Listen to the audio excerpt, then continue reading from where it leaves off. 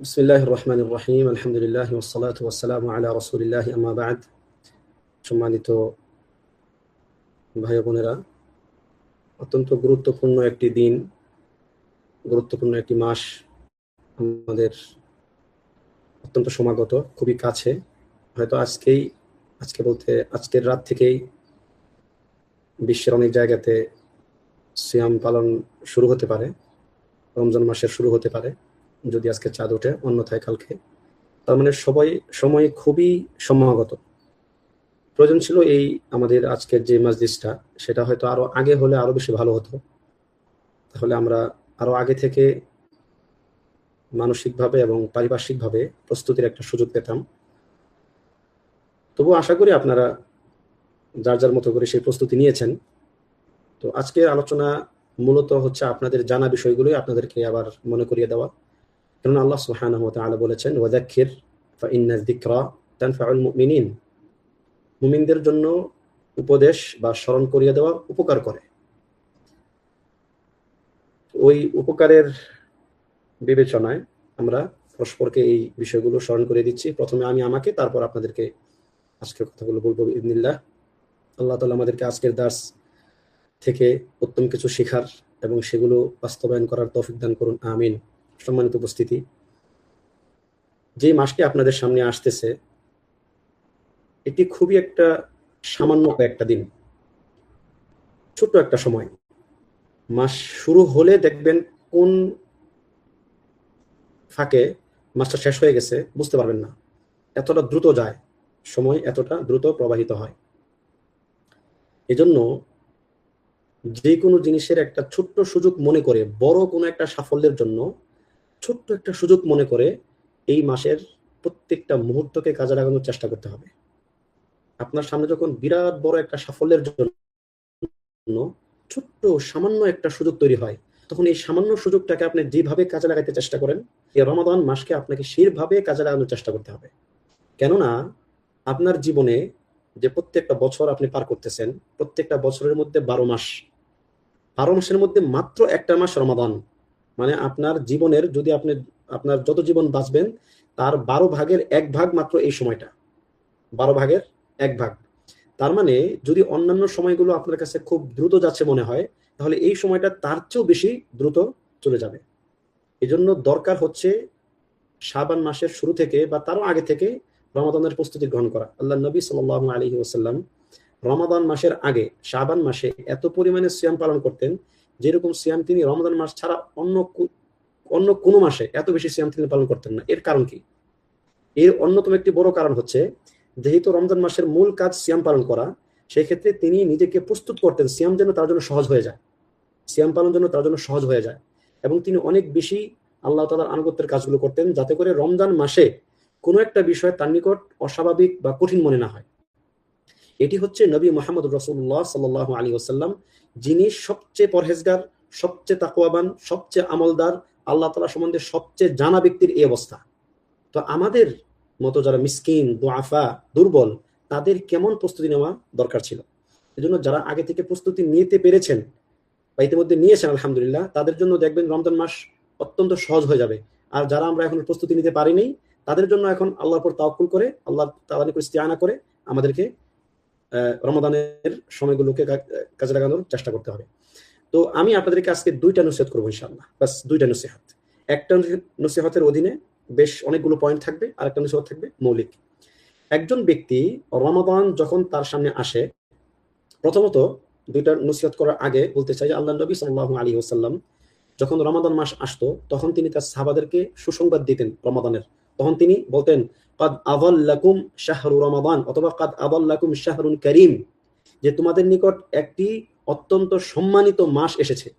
অর্থাৎ আনাস রাদিয়াল্লাহু আনহু বলেন যে এটা ছিল নবী সাল্লাল্লাহু আলাইহি ওয়াসাল্লাম তাদেরকে সুসংবাদ দেওয়ার একটা ভাষা, যে তিনি এভাবে মানুষদেরকে সুসংবাদ দিতেন। এবং রমাদান মাস আসলে সাহাবায়ে কেরামের মানে উৎফুল্লতা বেড়ে যেত।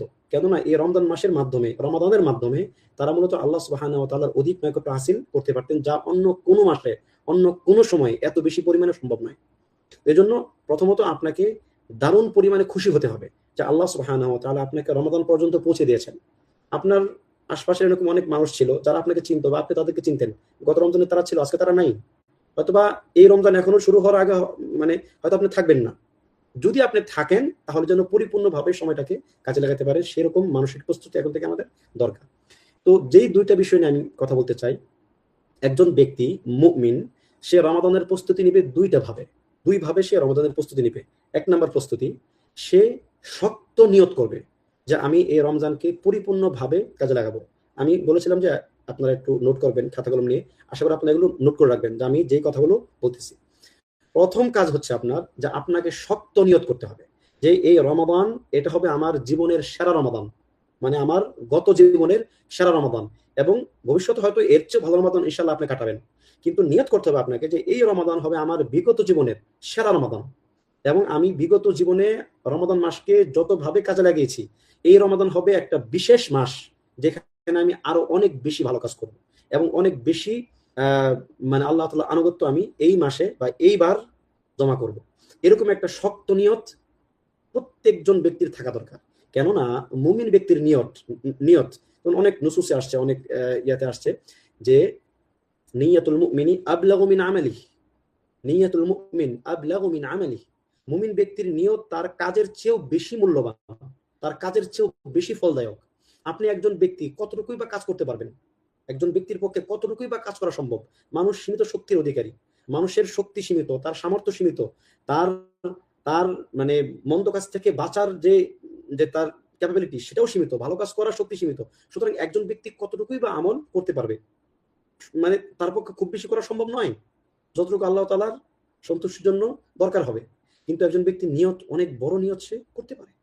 এই জন্য মনে রাখতে হবে আপনি যতটুকু আমল করবেন আল্লাহ তাআলা আপনাকে তৌফিক যতটুকু দিবেন ততটুকু করবেন, কিন্তু নিয়ত রাখবেন যে আমি পরিপূর্ণভাবে এই মাসটাকে কাজে লাগাবো। কেননা নিয়াতু অথবা নিয়াতুল মুমিনি আবলাগু মিন আমালি। ইমাম আহমদ রাহিমাহুল্লাহ যখন তার সন্তান তাকে বললেন আপনি আমাকে আউসিনি, আপনি আমাকে নসিহত করেন, তখন তিনি বললেন ইয়া বুনাইয়া ইন উইল খাইর, হে আমার সন্তান প্রিয় বৎস, তুমি কল্যাণের নিয়ত করো, ভালো কাজের নিয়ত করো। ফা ইন্নাকা লা তাজালু বিখাইরিন মা নাওয়াইতাল খাইর। কেননা তুমি যতক্ষণ পর্যন্ত খাইরের নিয়তের মধ্যে থাকবে ততক্ষণ তুমি খাইরের মধ্যেই থাকবে। আল্লাহু আকবার। উলামায়ে কেরাম এই কথার ব্যাখ্যা করেন যে একজন দয়ালু পিতার, একজন বিজ্ঞ পিতার পক্ষ থেকে সন্তানের প্রতি এর চেয়ে ভালো নসিহত আর হতে পারে না। কেননা এই কথার মাধ্যমে তিনি মূলত দুনিয়া এবং আখিরাতের সমস্ত কল্যাণ উদ্দেশ্য করেছেন। আপনি নিয়ত, কোন ভালো কাজের নিয়ত আপনি করতে পারবেন না এমন অনেক কাজ আছে আপনি বাস্তবে করতে সক্ষম নন। এখন যাকাত দিতে আপনি সক্ষম নন, হয়তো অনেকে হজ করতে সক্ষম নন, কিন্তু নিয়ত করেন যে হে আল্লাহ আমি আপনার পথে হজ করতে চাই, আপনার জন্য আমি হজ করতে চাই, হে আল্লাহ আপনার জন্য আমি জিহাদ করতে চাই, হে আল্লাহ আপনার জন্য আমি যাকাত দিতে চাই। আল্লাহ তাআলা যদি জীবনে কোনোদিন আপনি এই কাজগুলো করার তৌফিক না পান, তবুও আল্লাহ তাআলা আপনাকে এই কাজগুলোর সওয়াব দান করবেন। কেন আপনি নিয়ত করেছিলেন। নিয়ত করা আপনার দায়িত্ব, সামর্থ্য দেওয়া আল্লাহ তাআলার দায়িত্ব। আল্লাহ তাআলা যদি আপনাকে সামর্থ্য না দেন আপনি করতে পারবেন না। লা ইউকাল্লিফুল্লাহু নাফসান ইল্লা উসআহা। যদি আপনার সামর্থ্য না থাকে আপনার উপর আল্লাহ তাআলা সেটা চাপাই দিবেন না। তবে নিয়ত করাটা আপনার জন্য একটা বিরাট বড় একটা কাজ। এজন্য সাহাবা আজমাইন রাদিয়াল্লাহু আনহুম তারা সবসময় ভালো নিয়ত করতেন, এবং সালফে সালেহিন তারা ভালো নিয়তের কমতি রাখতেন না। উলামায়ে কেরাম বলেন প্রত্যেকটা কাজের জন্য আপনি একাধিক নিয়ত রাখেন। আপনি একটা ভালো মানে যে কোনো একটা কাজ আপনি করবেন, এই কাজটা একটা পারপাসে আপনি করতেছেন, শুধুমাত্র ওই পারপাসটাতেই এই কাজের নিয়তের সঙ্গে সম্পৃক্ত রাখবেন না, বরং আপনি আরো 10টা 100টা নিয়ত করেন যে আমি এই কাজটা করতেছি এই কারণে এই কারণে এই কারণে এই কারণে, হাজারটা আপনি নিয়ত করেন। কেননা প্রত্যেকটা নিয়তের বদৌলতে আপনার সব আছে ইনশাআল্লাহ। এই জন্য শক্ত জাজিম একটা নিয়ত থাকতে হবে যে বিইজনিল্লাহ এই রমজান হবে আমার জীবনের সেরা রমজান, অথবা বিগত জীবনের কমসে কম সেরা রমজান হবে এই রমজান। এরকম একটা শক্ত নিয়ত করেন, বিইজনিল্লাহ আল্লাহ তাআলা আপনাকে তৌফিক দিবেন। কেননা ব্যক্তি যখন সে আল্লাহ তাআলার নিকট কায়মনোবাক্যে চায় এবং সে যখন কোনো কিছু পরিপূর্ণ খালেস নিয়তে একটা জিনিস করতে চায় আল্লাহ তাআলা তাকে তৌফিক দান করেন। ঠিক আছে, তাহলে প্রথম শিক্ষা হচ্ছে এটা, নোট করছেন আশা করি, যে নিয়ত করবে, এখন থেকে নিয়ত করবেন এই রমজান হবে আপনার জীবনের সেরা রমজান। দ্বিতীয় যে কাজটা, আপনি জানবেন যে এই রমজান উপলক্ষে আপনার কি কি কাজ করতে হবে, কি কি কাজ আপনাকে বর্জন করতে হবে। এই জানাটা, আপনি যে নিয়ত করবেন, আপনি নিয়ত করবেন কিসের প্রেক্ষিতে, আপনি কিসের নিয়ত করবেন। প্রথম হচ্ছে আপনি নিয়ত করবেন, দ্বিতীয় হচ্ছে আপনি কিসের নিয়ত করতেছেন, এইগুলো আপনি পয়েন্ট টু পয়েন্ট মানে আপনার মাথার মধ্যে থাকবে যে আমি এটা নিয়ত করলাম, এটার নিয়ত করলাম, এটার নিয়ত করলাম। এরকম ভাবে আপনাকে 10টা 20টা 30টা 50টা কাজ আপনাকে নিয়ত করতে হবে। আমাদের যেহেতু সময় কম, আমরা এখানে হয়তো 10-12টা বিষয় নিয়ে আপনাদেরকে বলতে চাই, আপনারা সেগুলো ইনশাল্লাহ নোট করে রাখবেন যে আপনার এই রমজান উপলক্ষে আপনার কি কি করণীয় বর্জনীয়। প্রথম কথা, আপনি এটা জানবেন এই রমাদানের সবচেয়ে বড় যে কাজ আপনার করতে হবে উজুবান, ওয়াজিব হিসাবে, ফরজ হিসাবে, তা হচ্ছে কি আপনাকে এই রমজানের 30 দিন রোজা রাখতে হবে, বিশেষ কোনো শারঈ উযর ছাড়া। শারঈ উযর থাকলে সেটা ভিন্ন কথা, শারঈ উযর ছাড়া আপনি এই মাসের একটা সিয়ামও ভঙ্গ করবেন না। এটা হচ্ছে আপনার উপর ফরজ। কেননা আল্লাহ সুবহানাহু ওয়া তাআলা বলেছেন, ইয়া আইয়ুহাল্লাযীনা আমানু কুতিবা আলাইকুমুস সিয়াম কামা কুতিবা আলাল লাযীনা মিন ক্বাবলিকুম লাআল্লাকুম তাত্তাকুন আইয়ামান মা'দুদাত। এই নির্দিষ্ট কয়েকটা দিন তোমাদের জন্য সিয়ামকে ফরজ করা হয়েছে, যেমনটা তোমাদের পূর্ববর্তীদের জন্য ফরজ করা হয়েছিল। তার মানে এই উম্মতের জন্য শুধু সিয়াম নয়, সিয়াম বিগত সকল উম্মতের জন্য সিয়াম ছিল। হয়তো সিয়ামের ধরন ভিন্ন ছিল, সিয়ামের প্রকৃতি ভিন্ন ছিল, কিন্তু সিয়ামের যে কনসেপ্ট, এই কনসেপ্ট সকল উম্মতের জন্যই ছিল, যেটা আল্লাহ তাআলা এই আয়াতে আমাদেরকে জানালেন। তাহলে প্রথম উজুবান আপনার উপর দায়িত্ব হচ্ছে আপনাকে এই মাসের সিয়াম পালন করতে হবে।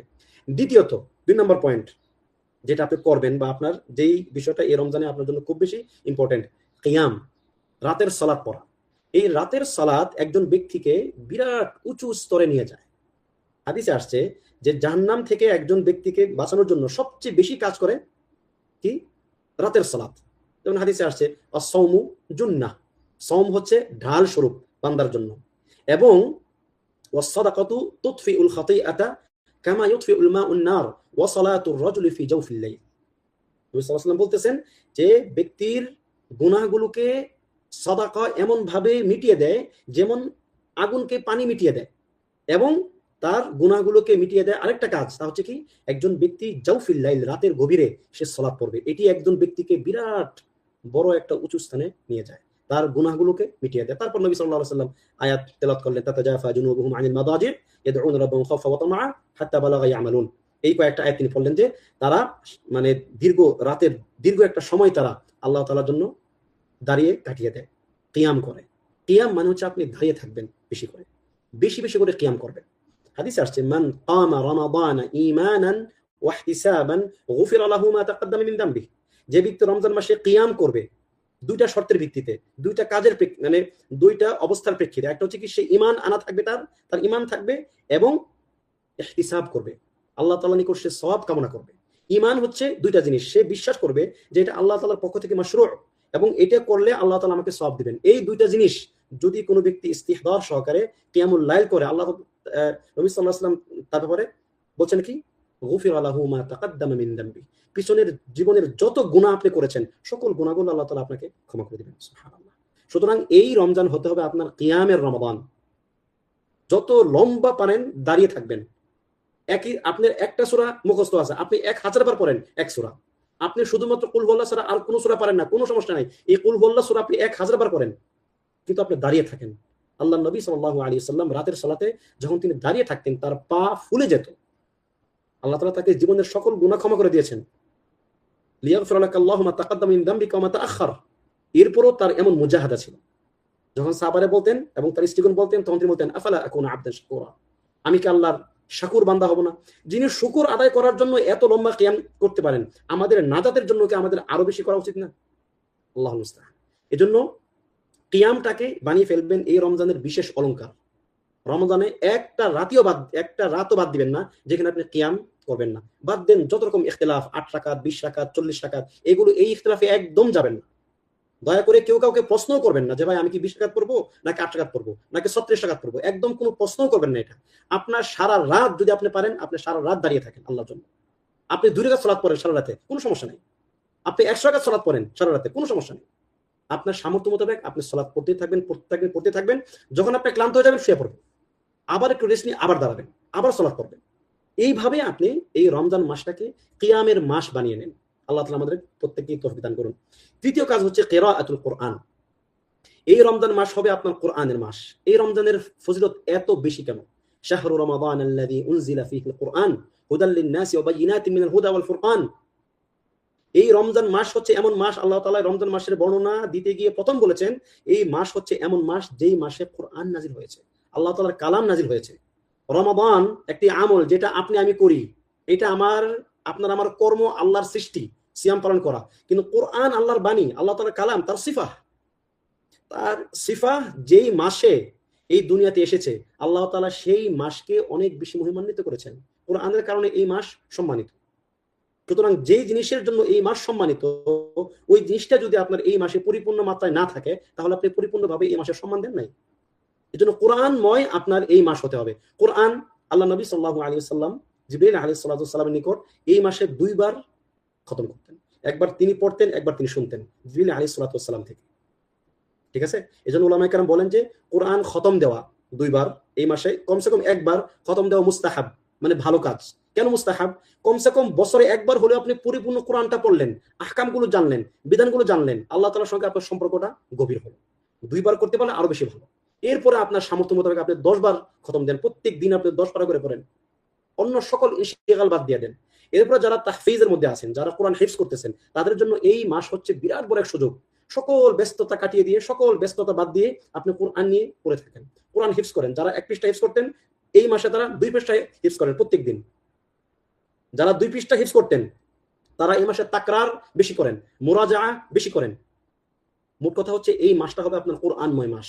কোরআন ছাড়া আপনার এই মাসে কোনো কিচ্ছু থাকবে না। পরিপূর্ণ ইনশিগাল হবে আপনার কোরআন নিয়ে এবং সিয়াম এবং কিয়াম। বাস এই 3টা জিনিস নিয়ে আপনার ইনশিগাল থাকবে এই মাস ব্যাপী। তাহলে কোরআন হবে আপনার এই মাসের জন্য একটা বিশেষ ব্যাপার। 4 নাম্বার হচ্ছে কাসরাতু লুজুমিল মাসাজিদ। আপনি মসজিদে বেশি বেশি থাকার অভ্যাস করবেন। এটা বিশেষ করে পুরুষদের জন্য। আর মহিলাদের জন্য হচ্ছে বাসার মধ্যে একটা নির্দিষ্ট জায়গা রাখবেন, যেই জায়গাতে অন্য কেউ যাচ্ছে না, অথবা প্রত্যেকের জন্য আলাদা আলাদা একটা স্থান করে নেবেন যদি সম্ভব হয়, যেখানে আপনি সারাক্ষণ থাকবেন। একান্ত প্রয়োজন ছাড়া আপনি সেখান থেকে বের হবেন না। ইতিকাফ অন্য জিনিস, লুজুমুল মাসাজিদ ভিন্ন একটা জিনিস। ইতিকাফ অবশ্যই লুজুমুল মাসাজিদ, মসজিদের মধ্যে থাকা, ইতিকাফ করা পুরুষদের জন্য। মহিলারা বাসায় তাদের একটা নির্দিষ্ট স্থানে ইতিকাফ করবেন। এটা হচ্ছে রমজানের শেষের দিকে। একটু মাইকগুলো অফ করে দেন আবু মুসাব ভাই, সবার মাইকগুলো একটু অফ করে দেন। তো বিশেষ করে যারা পুরুষ থাকবেন, তারা মসজিদের বাইরে সহজে থাকবেন না, বিশেষ প্রয়োজন ছাড়া মসজিদের বাইরে আসবেন না। এটা কেন? আসলে মসজিদকে কেন লাজিম করতে হবে? আপনার সিয়ামকে রক্ষা করার জন্য। মনে রাখবেন, এটা ফিতনার যুগ। সালাফদের সময় তারা এতটা সাবধান থাকতেন সিয়ামকে রক্ষা করার জন্য, যখন তাদের মধ্যে এতটা ফিতনা ছিল না। এখন আপনি ঘর থেকে বের হওয়া মাত্র আপনি ফিতনা, এমনকি ঘরের মধ্যে এখন ফিতনা, ঘরের মধ্যেও এখন ফিতনা। টেলিভিশন, টিভি, ইউটিউব, ফেসবুক ইত্যাদি ভরপুর। প্রত্যেকটা ব্যক্তির নিকট মোবাইল, এবং প্রত্যেকটা মোবাইলের মধ্যে খাবিসে ভরপুর। তো এই ফিতনা থেকে বাঁচার জন্য আপনাকে নিজে একা থাকা ছাড়া আপনার কোনো উপায় নাই। রমজানকে আপনি হেফাজত করতে পারবেন না যদি আপনি পরিপূর্ণভাবে মসজিদের সঙ্গে ইলতিজাম না থাকে আপনার। এবং এটা শুধু রমজান মাসের জন্য না, সকল সময়ের জন্যই। তবে রমজানে সেটা বিশেষভাবে, যে নির্দিষ্ট একটা জায়গা মহিলাদের জন্য এবং পুরুষদের জন্য মসজিদ, এই দুইটাকে লাজিম করে নেন। কেননা এটা আপনাকে অনেকগুলো মন্দ কাজ থেকে বাঁচিয়ে রাখবে। মন্দ দৃষ্টি, মন্দ চিন্তা, মন্দ সঙ্গ, মন্দ কাজ, মন্দ কথা, সবকিছু থেকে আপনাকে বিইذনিল্লাহ মসজিদে থাকাটা আপনাকে হেফাজত করবে আল্লাহ তাআলার ইচ্ছা। এজন্য মসজিদে থাকাটা যেন আপনার বেশি পরিমাণে হয়, এই চেষ্টা করবেন। 5 নাম্বার, বেশি পরিমাণে এই মাসে সাদাকা করার চেষ্টা করবেন। আল্লাহ নবী সাল্লাল্লাহু আলাইহি ওয়াসাল্লাম ছিলেন মিন আজওয়াদিন নাস, অথবা আজওয়াদুন নাস, সবচেয়ে বেশি দানশীল ছিলেন তিনি। এই সবচেয়ে বেশি দানশীল মানুষটা এই রমজানে হয়ে যেতেন তার চেয়েও দানশীল। আল্লাহু আকবার। এমনিতে তিনি অনেক বড় দানশীল, তার কাছে কোনো কিছুই থাকতো না। পরিমাণে না, পরিমাণে আল্লাহ নবী সাল্লাল্লাহু আলাইহি ওয়াসাল্লামের চেয়ে অনেক বেশি দান করা মানুষ অনেক। কিন্তু ইতিবার হবে কি, একজন ব্যক্তির কতটুকু আছে সেখান থেকে সে কতটুকু দেয়। এটা একজন ব্যক্তির আছে 5 টাকা, সে 5 টাকায় দিয়ে দিল। আরেকজন ব্যক্তির 5 কোটি টাকা আছে, সে 1 কোটি টাকা দিল। এই 5 কোটির জায়গায় 1 কোটি দেওয়ার চেয়ে এই ব্যক্তি উত্তম, কারণ সে তার সব দিয়ে দিছে। এজন্য রমজান মাস ছাড়া তো আপনি সাদাকা করবেন, কিন্তু রমজান মাস হবে আপনার সাদাকার মাস। এবং এই সাদাকা 2 ধরনের, একটা কি ওয়াজিব, যেটা যাকাত। আপনারা যাদের যাকাত দেওয়ার সামর্থ্য আছে তারা অন্য মাসে না দিয়ে রমজানটাকে সিলেক্ট করবে। এটা হিসাবের জন্য সহজ, যে রমজান থেকে রমজান যাকাত হিসাব করা সহজ। দ্বিতীয়ত, এই মাস সাদাকার মাস, এই মাস দানের মাস, এই মাস সওয়াব কামানোর মাস। প্রত্যেকটা নেক আমল এই মাসে 70 গুণ বা তার চেয়ে বেশি পরিমাণে সওয়াব দেওয়া হবে। এজন্য যারা ফরজ যাকাত দিবেন তারা এই মাসটাকে বাছাই করে নিলে উত্তম। এবং নফল সাদাকাও খুব বেশি পরিমাণে করবেন। সাদাকা যেমনটা একটু আগে বললাম, সাদাকাতু তুতফিউ আল খাতিআহ। জীবনে গুনাহ নাই এমন কে কে আছেন? একজন হাত তুলতে পারবেন না। মানে কেউ এমন নাই যারা গুনাহ করেন নাই, কম বেশি। আপনার সকল গুনাহগুলোকে সাদাকা মিটিয়ে দেবে। আপনি যত পরিমাণ গুনাহ করেছেন, যদি আপনি সাদাকা যত বেশি পরিমাণে করবেন, আপনার গুনাহ তত বেশি পরিমাণে মিটিয়ে দেওয়া হবে এই সাদাকার মাধ্যমে। সুতরাং এই মাসটা যেন হয় আপনার সাদাকাতে অভ্যস্ত হওয়ার মাস। এজন্য আমি একটা কথা বলি যে প্রত্যেক দিন, যদি আপনি প্রত্যেক দিন কাউকে দেওয়ার সুযোগ না পান, প্রত্যেক দিন অ্যাটলিস্ট আপনি জমাবেন টাকা আপনার পকেট থেকে। প্রত্যেক দিন যার যেরকম সামর্থ্য আছে, কখনো চিন্তা করবেন না যে এই 2 টাকা 5 টাকা 1 টাকা এটা কি দেওয়ার জিনিস, একদম চিন্তা করবেন না এগুলো। আলী রাদিয়াল্লাহু আনহু বলেন, একজন ব্যক্তির একদমই সাদাকা না করার চেয়ে একদম সামান্য সাদাকা করা অনেক বেশি উত্তম। তার মানে আপনি কোনো কিছু করতেছেন না লজ্জা পেয়ে, তার চেয়ে আপনি একটু কিছু করতেছেন, অবশ্যই আপনি উত্তম।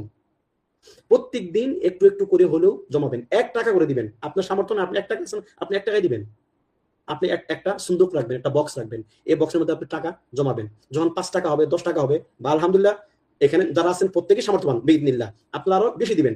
যখন একটা অ্যামাউন্ট হবে সেটা আপনি কাউকে নিয়ে দিয়ে দিবেন। আর যাদের সামর্থ্য বেশি আছে, প্রত্যেক দিন আত্মীয়, গরিব আত্মীয়, মিসকিন, ফোকারা তাদেরকে দান করবেন। মানুষদেরকে একটু গিয়ে খোঁজ খবর রাখবেন যে কার কিরকম চাহিদা আছে। আপনার সমাজে এরকম অনেক মানুষ আছে যে মানুষগুলো আপনাকে বলতে পারে না চাহিদার কথা, কারণ তাদের লজ্জা লাগে। আপনি একজন মুমিন হিসেবে আপনার দায়িত্ব তাদেরকে খুঁজে খুঁজে বের করা যে কার কি চাহিদা আছে। কেননা আল্লাহ সুবহানাহু ওয়া তাআলা আপনার চাহিদাগুলো পূরণ করেন, আপনি অন্যের চাহিদাগুলো পূরণ করা আপনার ফরজ দায়িত্ব। এগুলো যদি আপনার কাছাকাছি থাকে, বিশেষ করে সাদাকাগুলো আপনারা যারা করবেন, খাতগুলো যেগুলো একটু উঁচু মানের খাত, মানে যেগুলো উম্মতের এখন বেশি পরিমাণে প্রয়োজন। এখন উম্মতের অনেক প্রয়োজনগ্রস্ত খাত আছে অনেক। আমি সেই খাতগুলোর বিস্তারিত আলোচনা এখন না গেলাম। মানে খুব বেশি জরুরতের খাত আছে। রমজান মাসে এরকম অনেক মানুষ আছে যাদেরকে 3000 টাকা দিলে একটা ফ্যামিলি কমসে কম তাদের ইফতারটা একটু ভালো মতো হয়ে যায়, তাদের সুহুরে তার মানে অল্প একটু ভালো খেতে পারে। তো এরকম ফ্যামিলিগুলোকে খুঁজে খুঁজে বের করবেন। মাজলুম, নির্যাতিত অনেক ফ্যামিলি আছে মুসলমানদের মধ্যে, তাদেরকে খুঁজে খুঁজে বের করবেন, বের করে করে তাদেরকে সাদাকা করবেন। তার মানে যে যত বেশি হবে, উন্নত হবে আপনার সাদাকার যে যে আপনার প্রভাব, এটা কি বেশি হবে। আহমদ, আপনার মাইকটা অফ করুন। ঠিক আছে, তাহলে সাদাকা হবে আপনার এই রমজানে একটা বিশেষ কাজ, যা আপনি খুব বেশি পরিমাণে করবেন বিইذনিল্লাহ। 6 নাম্বার হচ্ছে ইতআমুত তাআম, আপনি মানুষকে খাওয়াবেন। এটা মনে হয় যে এখন আমরা প্রায় ভুলেই গেছি। 1-2-3 জেনারেশন আগে বাংলাদেশের প্রেক্ষাপটে 2-3 জেনারেশন আগেও বিভিন্ন জায়গাতে নোংরখানা থাকতো, মানুষের মেহমানখানা থাকতো, যে এখানে মানুষ আসবে খাবে, কোনো প্রশ্ন নেই কে আপনি, আপনি কে আমার সেই প্রশ্ন নাই। বাস আপনি যাচ্ছেন, আপনার জন্য এই ঘর আপনার জন্য খোলা, বসবেন, খাবেন, ঘুমাবেন, রেস্ট নেবেন, কোনো সমস্যা নাই। মুসাফিরদের জন্য একটা ঘর থাকতে আলাদা। কিন্তু এই অভ্যাসটা আমাদের মধ্যে নাই। আমাদের পিতা ইব্রাহিম আলাইহিস সালাতু ওয়াস সালাম তিনি অত্যন্ত মেহমানদার ব্যক্তি ছিলেন। তিনি প্রত্যেকবার যখন খাওয়া দাওয়া করতেন তিনি অপেক্ষা করতেন যে একজনকে নিয়ে এসে খাওয়াই। তাহলে ইতআমুত তাআম এটা বিরাট বড় একটা ফজিলতের কাজ। ওয়া ইউতঈমুনাত তাআমা, যেটা সূরাতুল ইনসানের মধ্যে আসছে, দাহারের মধ্যে আসছে, যে তারা মানুষকে খাদ্য দান করে। কাদেরকে? মিসকিনা, যারা মিসকিন তাদেরকে। ঠিক আছে, ওয়া ইয়াতীমা ওয়া আসীরা, ইয়াতীমদেরকে এবং যারা আসির বন্দী তাদেরকে। তাহলে আপনার নিজের চাহিদা থাকা সত্ত্বেও আপনি আপনার খাবারটা অন্য কাউকে দিচ্ছেন।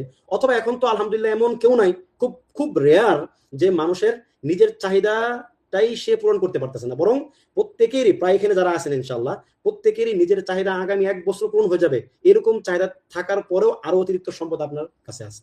তার মানে এখন আর মানে অতটা বিপদে আপনি পড়বেন না যতটা বিপদে সাহাবায়ে কেরাম পড়তেন।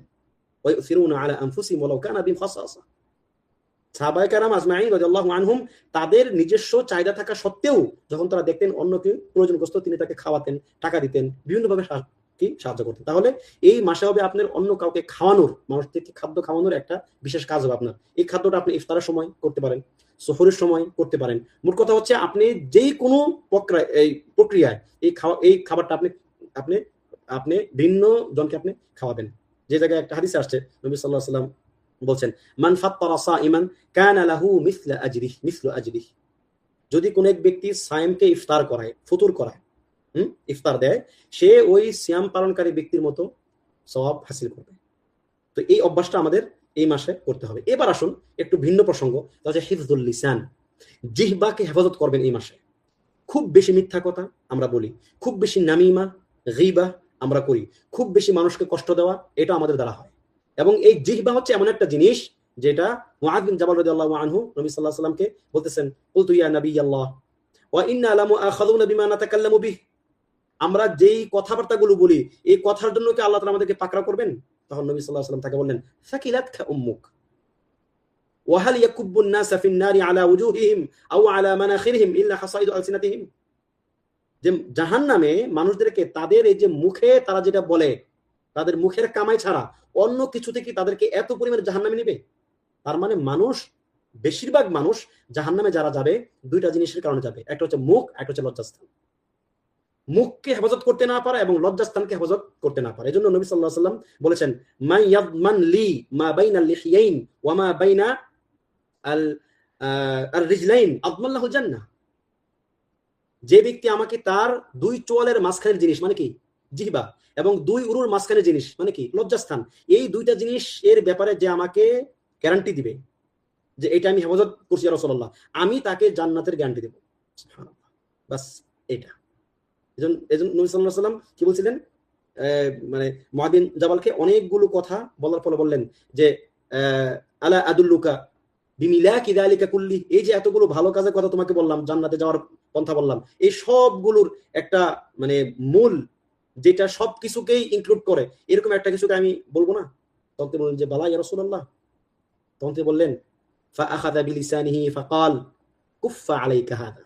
তখন তিনি তার জিহ্বাকে ইঙ্গিত করে বললেন যে এইটাকে হেফাজত করো, এইটা খুব বেশি দরকার।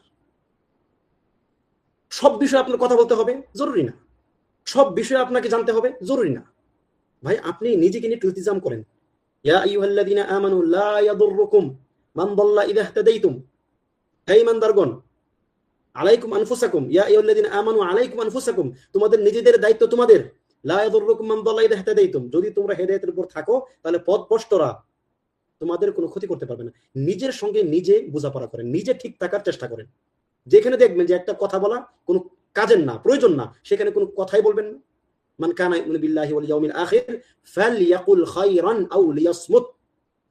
যে আল্লাহ এবং পরকালে বিশ্বাস করে সে যেন ভালো কথা বলে পারলে অথবা চুপ থাকে। আপনি একটা কথা বলে মন্দ কথা বলার চেয়ে আপনি চুপ থাকা অনেক বেশি বেটার আপনার জন্য। আপনার মন চাইবে এই কথাটা বলি, ওই কথাটা শুনি, এই কথার মধ্যে গিয়ে নাক গলাই, না না, যাবেন না। বিশেষ করে রমাদান হবে আপনার চুপ থাকার মাস, এবং চুপ থাকা এটি অন্যান্য কোন কোন শরীয়তে সিয়ামের একটা অংশ ছিল। ইন্নী নাযারতু লিররহমানি সাওমা ফালান উকাল্লিমাল ইয়াওমা ইনসিয়া। মারিয়াম তার কওমকে বলেছিল যে আজকে আমি আমার রবের জন্য সিয়াম পালন করেছি, সুতরাং আজকে আমি কোনো কথা বলবো না। তাহলে কথা না বলার অভ্যাসটা করা আমাদের দরকার, বিশেষ করে এখন এই ফিতনার সময়। একটু কথাটা আমরা কম বলি, এই কথা যেন আপনার বেশি না বলা লাগে, না ঘরে না বাহিরে। ঘরের মধ্যে আসলেন, দেখলেন যে কেউ একটু চুন থেকে পান করছে, বাস এবার আপনি জাহান্নাম করে ফেলছেন। ঘরটাকে চিল্লা পাল্লা করে গালিগালাজ করে মুখে যা আসছে তাই বলতেছেন। লা হাওলা ওয়ালা কুওয়াতা ইল্লা বিল্লাহ। জিহ্বাকে হেফাজত করেন। জিহ্বাকে যে ব্যক্তি হেফাজত করতে পারবে আল্লাহ নবী সাল্লাল্লাহু আলাইহি ওয়াসাল্লাম তাকে জান্নাত এনে দিবেন। তিনি তাকে জান্নাতের গ্যারান্টি দিয়েছেন। বাহিরেও না, ঘরেও না, বন্ধুদের সঙ্গেও না, স্ত্রীর সঙ্গেও না, সন্তানদের সঙ্গেও না, স্বামীর সঙ্গেও না, বাপ মার সঙ্গেও না, কারো সঙ্গেই জিহ্বাকে লাগামহীন করে দিবেন না। এটা অমুমান সবসময়, কিন্তু বিশেষ করে এখন রমাদানে এখন অভ্যাস করার মাস, এ রমাদান মাস। আমসিক আলাইকা লিসানাক, জিহ্বাকে ধরে রাখেন, আটকান, ও যেন অতিরিক্ত কথা না বলতে পারে। আল্লাহ আমাদেরকে তৌফিক দান করুন, এবং এটাকে বেশি বেশি জিকির দ্বারা এটাকে ভিজা রাখেন, সিক্ত রাখেন। এটা আপনার জন্য নাজাতের কারণ হবে ইনশাআল্লাহ। এরপরে হচ্ছে ইস্তিগফার এবং কাসরাতুদ দুআ। এই মাস হবে আপনার আল্লাহ তাআলার নিকট থেকে কোনো কিছু চেয়ে নেওয়ার মাস, আল্লাহ তাআলার পক্ষ থেকে ক্ষমা নেওয়ার মাস। আল্লাহ নবী সাল্লাল্লাহু আলাইহি ওয়াসাল্লাম একদিন মিম্বারে উঠতেছেন, ওঠার সময় তাকে তিনি বলতেছেন আমিন আমিন আমিন 3 বার। সাহাবায়ে কেরাম বললেন, ইয়া রাসূলুল্লাহ আপনি আমিন বললেন, আপনি তো কোনো কিছু শুনলাম না। তখন তিনি বললেন, জিবরিল আলাইহিস সালাতু ওয়াস সালাম দোয়া করতেছিলেন, আমি যখন মিম্বারে উঠতেছিলাম তখন তিনি দোয়া করতেছিলেন, মান আদরাকা রমাদানা ফালাম ইউগফার লাহু ফাআবআদাহু আল্লাহ। যে রমজান মাস পেল কিন্তু তাকে ক্ষমা করা হয়নি।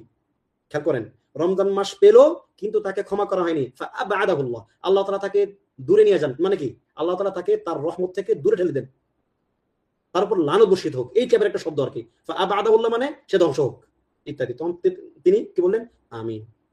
মানে রমাদান মাস হচ্ছে এমন একটা মাস যেই মাসে আপনি ক্ষমা পাবেন, এটা হচ্ছে বেসিক, এটা হচ্ছে ডিফল্ট, বাই ডিফল্ট এটা হচ্ছে নীতি, মূলনীতি। যদি ক্ষমা না পান ভাববেন আপনি মূলনীতির খেলাফ কাজ আপনি করে ফেলেছেন। কেন কেন এটা এতটা ইম্পর্টেন্ট? রমাদান মাস এমন একটা মাস যেখানে ক্ষমা পাওয়ার অসংখ্য অহরহ মাধ্যম আছে।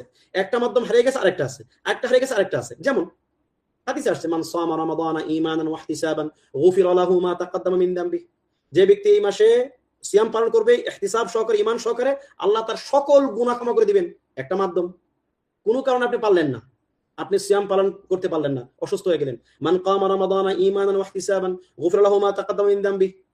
কিয়াম করেন, রাতে সালাত পড়েন, এটাও আপনাকে সারা মানে জীবনের সকল গুনাহ আপনার ক্ষমা হয়ে যাবে। আপনি ওইটাও পারলেন না, প্রত্যেক দিন আপনি পারলেন না, আলসেমি করলেন বা মানে শয়তান তো নাই, নিজস্ব দুর্বলতার কারণে হোক আপনি সেটাও পারলেন না, আপনার জন্য একটা রাত আছে, মান কামা লাইলাতুল কদরি ঈমানান ওয়া ইহতিসাবান গুফিরা লাহু মা তাকাদ্দামা মিন যামবি। একটা রাত আপনি জাগেন, যেই রাতে যদি কেউ জাগে ইবাদত করে আল্লাহ তাআলার জন্য, আল্লাহ তাকে জীবনের সমস্ত গুনাহ ক্ষমা করে দিবেন। একটা রাত আপনি ওইটাও পারলেন না, খের, ওইটা আপনি পান নাই, দুর্ভাগা হয়তো হয়ে গেছেন আর কি। আল্লাহ তাআলা আমাদেরকে হেফাজত করুন। পুরো রমজানের মধ্যে একটা মুহূর্ত আছে ব্যক্তির দাওয়াতুল মুস্তাজাবা আছে, যে সে দোয়া করলে আল্লাহ তাআলা তার ডাকে অবশ্যই সাড়া দিবেন। আপনি একবার দোয়া করেন, আল্লাহ তাআলা, হে আল্লাহ আপনাকে ক্ষমা করে দেন, আল্লাহ আপনাকে ক্ষমা করে দিবেন। মানে এটা হচ্ছে ইস্তিগফারের মাস, এটা হচ্ছে আল্লাহ তাআলার পক্ষ থেকে ক্ষমা নেওয়ার মাস। এত পরিমাণে ক্ষমা, শুধু কি ক্ষমা, শুধু কি তিনি আপনাকে ক্ষমার জন্য রেডি করতেছেন, না না না, বরং আপনার যেন এই কাজগুলো করতে বাধার সম্মুখীন না হন, এজন্য হাদিসে আসছে যে এই মাসে শয়তানকে বন্দী করে রাখা হয়, সুফিরাতিশ শায়াতিন, শয়তানদের কিভাবে বন্দী করে রাখা হয় যেন সে আপনাকে ডিস্টার্ব করতে না পারে। শুধু তাই নাই, এই রাত মানে এই মাসের প্রত্যেক রাতে ওয়ালিল্লাহি উতাকা ফি কুল্লি লাইলা, এই মাসের প্রত্যেক রাতে আল্লাহ সুবহানাহু ওয়া তাআলা অনেক মানুষকে জাহান্নাম থেকে মুক্তি দেন। তার মানে এটা হচ্ছে এমন একটা মাস, একদম দুর্ভাগা কোনো ব্যক্তি ছাড়া এই মাসে ক্ষমা পাবে না এমন কোনো ব্যক্তি নেই। এজন্য আসছে কি, যে মান আদরাকা রমাদান ফালাম ইউগফার লাহু ফাআবআদাহু আল্লাহ। ক্ষমা পাওয়ার মাধ্যম হচ্ছে এটা। দেখলেন না আপনি, যে ইয়া আইয়ুহাল্লাযীনা আমানু কুতিবা আলাইকুমুস সিয়ামু কামা কুতিবা আলাল লাযীনা মিন ক্বাবলিকুম লাআল্লাকুম তাত্তাকুন। এই পৃষ্ঠার সবটা দেখেন, 1 2 3টা আয়াত, সবটা কি রমাদানের আয়াত। শেষ আয়াতটা কি এই পৃষ্ঠার নিচে, ওয়া ইযা সাআলাকা ইবাদি আন্নী ফাইন্নী করিব উজিবু দাওয়াতাদ দাঈ ইযা দাআন ফালিস্তাজিবু লি ওয়া লিউমিনু বি লাআল্লাহুম ইয়ারশুদুন। এরপরের আয়াত কি, উহিল্লা লাকুম লাইলাতুস সিয়ামি রাফাতু ইলা নিসাইকুম হুন্না লিবাসুল লাকুম আনতুম লিবাসুল লাহুন। এক পৃষ্ঠা পুরা রমজান সংক্রান্ত আয়াত, সিয়াম। এরপরের পৃষ্ঠা সবটাই সিয়াম সংক্রান্ত আয়াত, মাঝখানে একটা আয়াত, ওয়া ইযা সাআলাকা ইবাদি আন্নী ফাইন্নী করিব। যদি বা যখন আমার কোনো বান্দা তোমাকে জিজ্ঞেস করে আমার ব্যাপারে, আমি তার খুব কাছাকাছি, ফাইন্নী করিব উজিবু দাওয়াতাদ দাঈ ইযা দাআন। সে আমাকে যেই মুহূর্তে ডাকবে আমি তার ডাকে সাড়া দেব। ফালিস্তাজিবু লি ফালিউমিনু বি কি ফালিস্তাজিবু লি ওয়া লিউমিনু বি লাআল্লাহুম ইয়ারশুদুন। সুতরাং তারা আমার ডাকে সাড়া দেবে। তাহলে এই 2 পৃষ্ঠা রমজানের আলোচনা, মাঝখানে দোয়ার আয়াত কেন আসলো? মানে হচ্ছে রমজান মাস হচ্ছে দোয়ার মাস, রমজান মাস হচ্ছে ইস্তিগফারের মাস, রমজান মাস হচ্ছে আল্লাহ তাআলার নিকট থেকে চেয়ে নেওয়ার মাস। আপনার এমন কোনো চাহিদা নাই এই জীবনে যা আপনি রমজান মাসে আল্লাহ তাআলার কাছ থেকে চেয়ে নিতে পারবেন না, এবং আল্লাহ তাআলা খুব ক্লোজ থেকে আপনার ডাক তিনি শুনবেন, খুব কাছে থেকে তিনি আপনার জন্য সারা দেওয়ার জন্য অপেক্ষা করবেন। এজন্য আল্লাহ তাআলাকে অপেক্ষা রাখবেন না। আল্লাহ তাআলা বলেছেন, ওয়া ইযা সাআলাকা ইবাদি আন্নী ফাইন্নী করিব। আল্লাহ খুব কাছাকাছি আছেন এখন তিনি। আপনি তার কাছ থেকে যা ইচ্ছা, কল্যাণমূলক যত যা কিছু আপনি চাইতে পারেন চেয়ে নেন, কার্পণ্য করবেন না। আমার রব, আপনার রব এমন রব যিনি না চাইলে বিরক্ত হন বান্দার উপরে। যদি কোনো বান্দা না চায়, আল্লাহ খুব বিরক্ত হন, যে চাচ্ছে না কেন। বিপরীতে মাখলুক চাইলে সে বিরক্ত হয়। আপনার খুব প্রিয় মানুষ, আপনার বাবা, আপনার মা, চান দেখেন কয়দিন চাইতে পারেন? আপনার স্বামী, আপনার স্ত্রী, আপনার সন্তান দেখেন কয়দিন চাইতে পারেন? 1 দিন, 2 দিন, 3 দিন, 5 দিন, বিরক্ত হয়ে যাবে তারা একসময়। তারা একসময় আপনার চেহারা দেখতে চাইবে না, কেন? আপনি তো চান এই জন্য। আর আল্লাহ সুবহানাহু ওয়া তাআলা অত্যন্ত খুশি হন আপনি যখন চান। সুতরাং ইস্তিগফার ইস্তিগফার ইস্তিগফার একদম লাজিম করে নেন। হাদিসে আসছে, যে ব্যক্তি মাল লাজিম আল ইস্তিগফার, যে ব্যক্তি ইস্তিগফারকে লাজিম করে নেবে, আল্লাহ তাআলা তার জন্য সকল কুরবা, সকল দিক, সকল হারাজ, সকল দিক থেকে তার মুক্তির ব্যবস্থা করে দিবেন। ইবনে আব্বাসের হাদিস রাদিয়াল্লাহু আনহু, فقلت استغفروا ربكم انه كان غفارا يرسل السماء عليكم مدرارا ويمددكم باموال وبنين ويجعل لكم جنات ويجعل لكم انهارا ما لكم لا ترجون لله وقارا।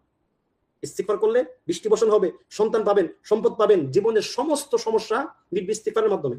আপনাকে কিসে বাধা দিচ্ছে ইস্তিগফার থেকে? এজন্য রমজান মাস হোক আপনার আমাদের সকলের ইস্তিগফারের মাস, ইস্তিগফারে অভ্যস্ত হওয়ার মাস, এবং অবশ্যই অবশ্যই আল্লাহ তাআলার নিকট থেকে ক্ষমা পাইতে হবে এরকম একটা বাধ্যবাধকতা নিজের জন্য নিয়ে নেন।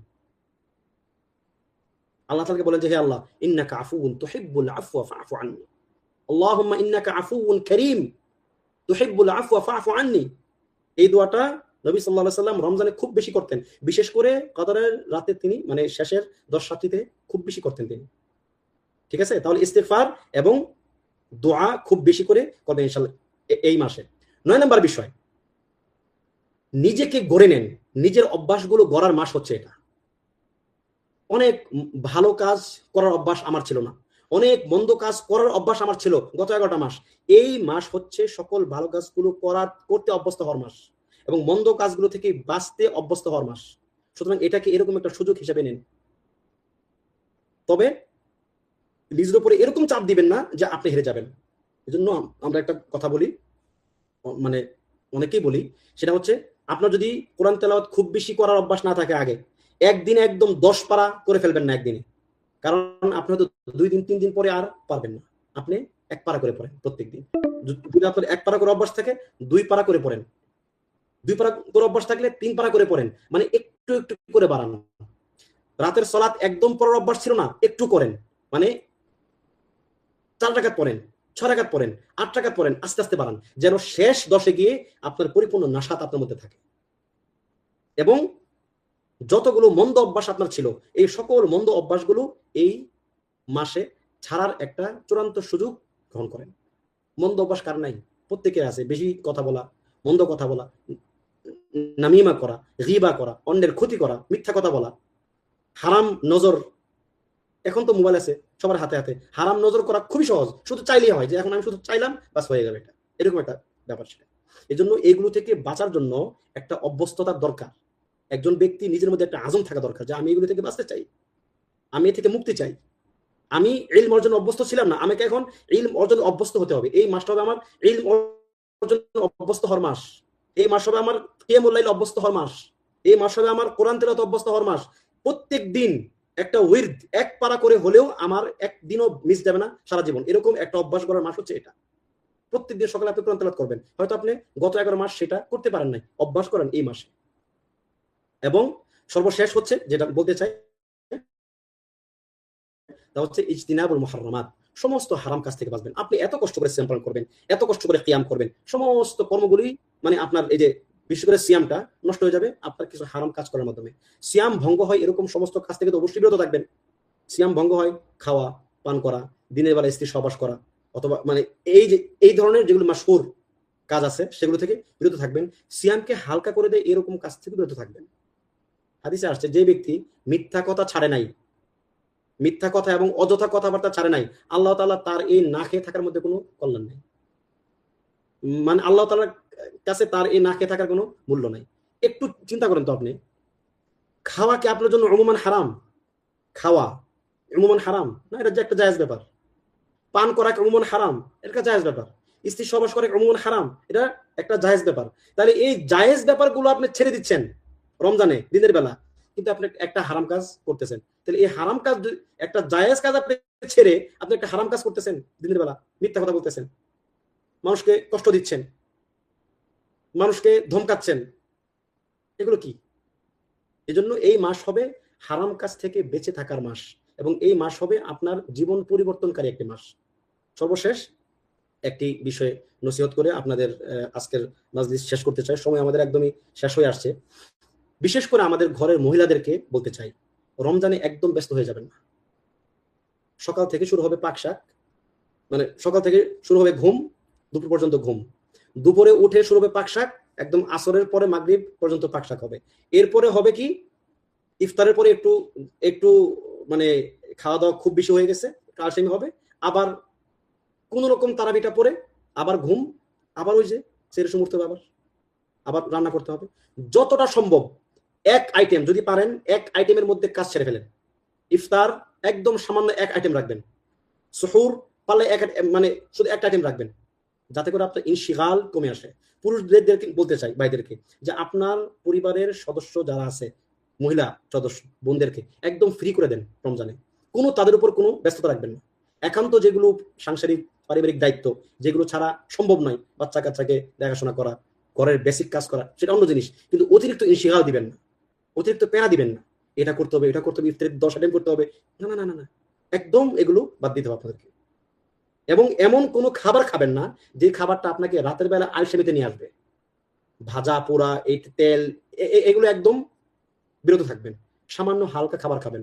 রমজান মাস হচ্ছে ত্যাগের মাস, কিন্তু রমজান মাস হয়ে গেছে আমাদের কাছে ভোগের মাস। রমজান কি ত্যাগের মাস? আপনি সারা বছর যা কিছু খাইতেন এখন আপনি সেটা আরো ছাড়বেন।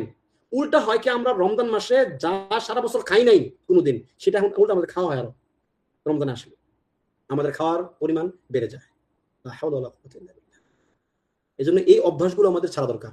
একদম মিনিমাল জীবন যাপন করবেন এই এই মাসটা কমসে কম। কেননা আপনি এখন ফাকির, আপনি একজন নিঃস্ব আল্লাহ তাআলার কাছে, আপনি তার কাছে চাচ্ছেন এখন। যতটা সম্ভব ফাকির থাকার চেষ্টা করবেন, এবং বিশেষ করে যারা জাকাত দিবেন হিসাব কিতাব করে পরিপূর্ণ জাকাতগুলো আদায় করে ফেলবেন রমজানে বিইজনিল্লাহ। আল্লাহ তাআলা আমাদেরকে এই রমজানের পরিপূর্ণ সময়টা আল্লাহ তাআলার জন্য কাজে লাগানোর তৌফিক দান করুন। আমাদের জীবনের সেরা মাস এটিকে করে দিন। আমিন। ওয়া সাল্লাল্লাহু ওয়া সাল্লামা আলা নাবিয়িনা মুহাম্মদ ওয়া আলা আলিহি ওয়া সাহবিহি আজমাইন।